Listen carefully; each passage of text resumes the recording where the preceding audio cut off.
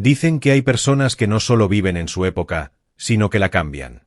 Personas que, con una idea aparentemente simple, sacuden al mundo entero. Y Henry Ford fue, sin lugar a dudas, una de ellas. Imagina por un momento estar en una época donde los autos eran artículos de lujo, reservados solo para los ricos. Vehículos lentos, frágiles, construidos casi como piezas de arte, uno por uno, a mano. Cada coche era una joya, sí, pero inaccesible. Y luego llega este tipo, Henry Ford, un hombre que no inventó el automóvil, pero que lo agarró por el volante, pisó el acelerador y cambió la historia. Ford nació en una granja en Michigan, en 1863. En esa época, lo moderno era tener un caballo fuerte. Pero a él no le interesaban ni las vacas, ni los cultivos, ni la vida rural. Desde chico, desarmaba relojes solo para ver cómo funcionaban. Y luego, con la misma paciencia, los volvía a armar. No por diversión, sino por esa sed de entender. Con solo 16 años, se fue a Detroit a buscar trabajo. Tenía poca experiencia, pero mucho entusiasmo. Allí comenzó como aprendiz de maquinista, trabajando 10 horas al día por unos pocos centavos. Pero no se quejaba. Observaba. Aprendía. Cada ruido de las máquinas, cada chispa, cada aceite derramado le enseñaba algo. Hasta que en 1896, en el fondo de un pequeño taller, construyó su primer vehículo. Lo llamó el cuadriciclo, porque tenía 4 ruedas de bicicleta y un motor simple. No era bonito. No era veloz. Pero funcionaba. Y cuando lo condujo por primera vez por las calles de Detroit, la gente lo miraba como si estuviera viendo a un loco. Y quizás lo era, pero de esos locos que construyen el futuro. Sus primeros intentos de crear una empresa fueron un desastre. Fracasó una vez. Fracasó otra. Pero no se rindió. Porque para él, fallar no era el final.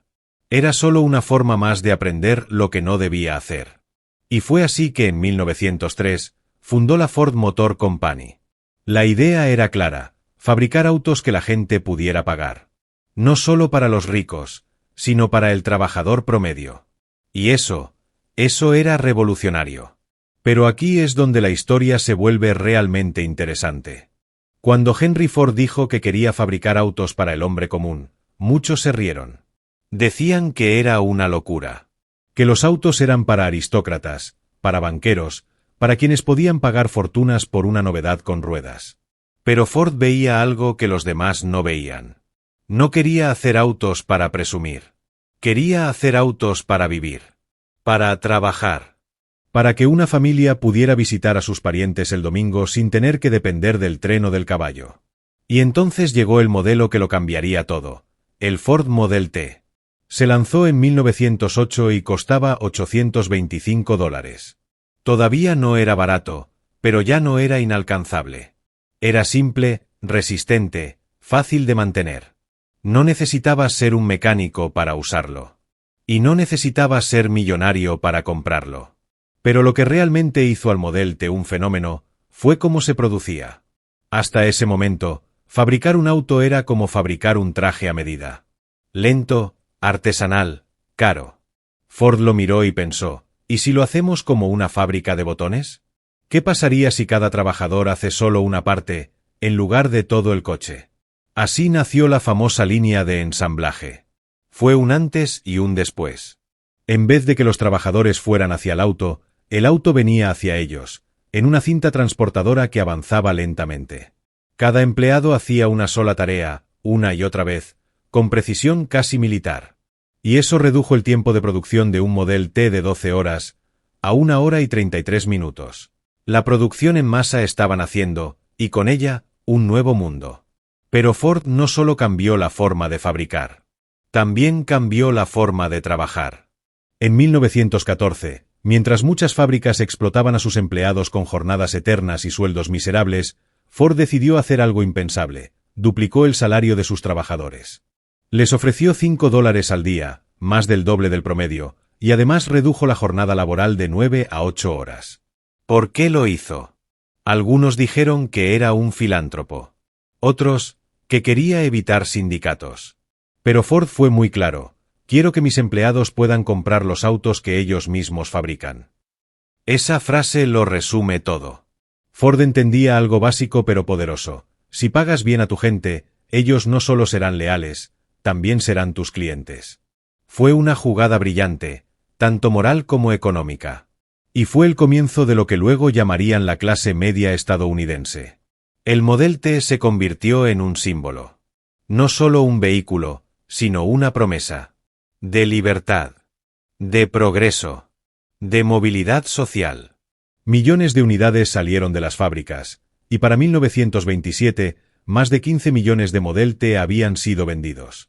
Y con ellos, Ford no solo motorizó a Estados Unidos, también aceleró el siglo XX. Durante años, Henry Ford fue tratado casi como un héroe nacional. Era el hombre que había puesto a Estados Unidos, y al mundo, sobre ruedas. Un pionero, un visionario. Pero como suele ocurrir con las figuras históricas de ese calibre, su historia no era blanca o negra. Era mucho más compleja, y a veces, bastante contradictoria. Ford tenía ideas muy claras. Tenía una forma de ver el mundo, casi inamovible. Por ejemplo, estaba obsesionado con la eficiencia. Todo, absolutamente todo, debía funcionar como un reloj. Desde las piezas del coche hasta los hábitos de sus empleados. Nada de perder el tiempo, nada de lujos innecesarios. Solo trabajo, precisión y resultados. Era tan exigente que en sus fábricas se llegó a implantar un sistema de inspección personal. Literalmente enviaban a inspectores a casa de los trabajadores para comprobar si llevaban una vida moralmente adecuada. Querían saber si bebían, si iban a misa, si cuidaban de sus familias.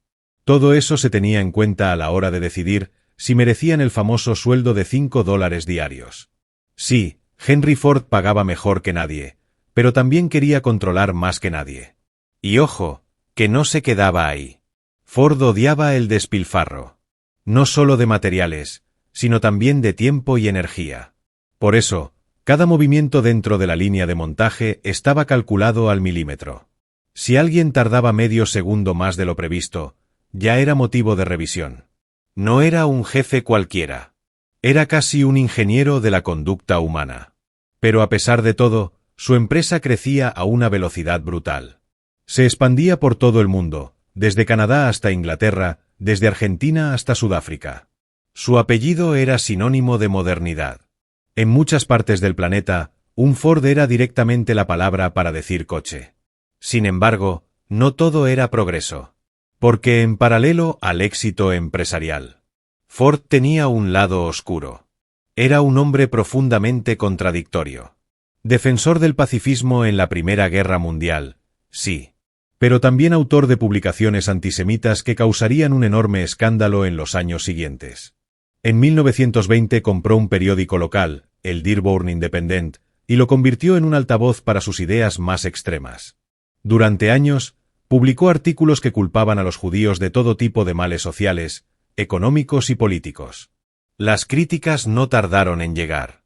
Incluso figuras como Thomas Edison o Albert Einstein se distanciaron de él por esas ideas. Años después, Ford acabaría disculpándose públicamente, presionado por el boicot de la comunidad judía y la caída de su imagen pública.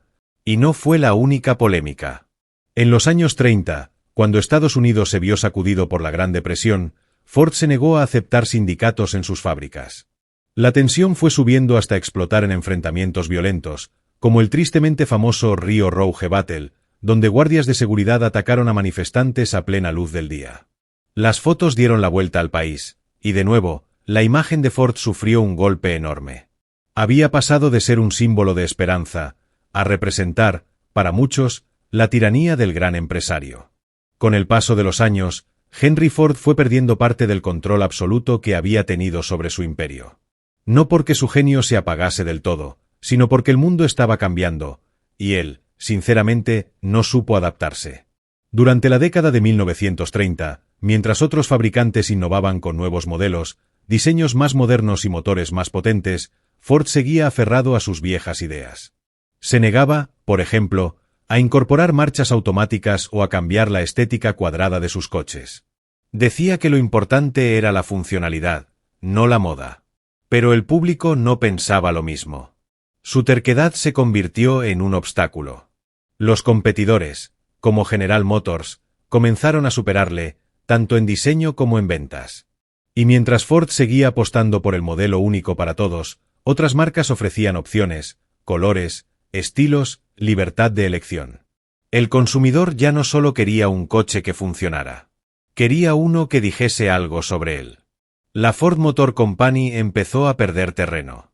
Fue entonces cuando su hijo, Edsel Ford, trató de modernizar la empresa. Edsel era más joven, más diplomático, y tenía una visión distinta. Creía en el diseño, en el marketing, en la innovación continua. Pero su padre no se lo puso fácil. Ford padre le desautorizaba constantemente, le ignoraba, incluso lo humillaba en público. La relación entre ellos fue tensa durante años. Y trágicamente, en 1943, Edsel murió de cáncer con solo 49 años. Muchos decían que el estrés constante de tener que luchar contra la voluntad de su padre había acelerado su deterioro. Fue un golpe durísimo para Henry Ford. A los 80 años, cansado y con una salud ya frágil, tuvo que retomar el control directo de la empresa durante la Segunda Guerra Mundial. Pero ya no era el mismo. Las decisiones le costaban. Se le olvidaban cosas. Perdía el hilo de las reuniones. Y sus propios directivos empezaron a preocuparse. En 1945, finalmente, cedió el mando a su nieto, Henry Ford II, quien inició una nueva etapa para la empresa. Con él al frente, Ford entraría de nuevo en la carrera competitiva de la industria del automóvil. Henry Ford murió 2 años después, en 1947, a los 83 años. Murió en su casa de Dearborn, la misma ciudad que le vio nacer, y rodeado de recuerdos de un mundo que él mismo había ayudado a construir y a transformar. Hoy en día, cada vez que ves un coche en la autopista, cada vez que escuchas el rugido de un motor en una ciudad, cada vez que una persona conduce para ir a trabajar, para visitar a su familia, o simplemente por el placer de moverse, hay una parte de Henry Ford en ello. No porque lo haya inventado todo, sino porque supo ver lo que nadie más veía. Supo imaginar un mundo donde la movilidad no fuese un lujo, sino un derecho. Y sí, fue un hombre con luces y sombras, con aciertos brillantes y errores imperdonables. Pero, como ocurre con muchos de los grandes personajes de la historia, lo que dejó atrás fue mucho más que una empresa. Fue una forma de pensar. Porque al final, Henry Ford no solo fabricó coches. Fabricó el siglo XX. La historia de Henry Ford no es la de un inventor solitario, ni la de un empresario cualquiera. Es la historia de un hombre que entendió antes que nadie que el progreso no basta con soñarlo, hay que construirlo, pieza a pieza. Transformó una sociedad entera con una idea sencilla pero revolucionaria: poner el futuro al alcance de todos. Democratizó el movimiento. Rompió la barrera entre ricos y pobres en el acceso a la tecnología. Y al hacerlo, nos enseñó algo fundamental: que la verdadera innovación no siempre está en crear algo nuevo, sino en hacer que lo nuevo llegue a todos. Pero también nos dejó otra lección, menos cómoda pero igual de importante: que el genio no justifica el ego, ni la visión borra la responsabilidad. Que incluso los más brillantes pueden caer en la soberbia, en la intolerancia, en el error. Y que el legado, para ser completo, debe mirarse con los dos ojos, el del reconocimiento y el de la crítica. Hoy, en un mundo donde la tecnología vuelve a cambiarlo todo, donde los coches se conducen solos y los trabajos se transforman, las ideas de Ford siguen resonando. Porque aún seguimos buscando ese equilibrio entre innovación y humanidad. Entre producción y propósito. Así que la próxima vez que arranques un coche, o te subas a uno sin pensarlo, recuerda esto: no siempre fue así. Hubo un tiempo en que moverse era un privilegio. Y hubo un hombre que se propuso cambiarlo. Ese hombre fue Henry Ford. Y el mundo, desde entonces, nunca volvió a ser el mismo.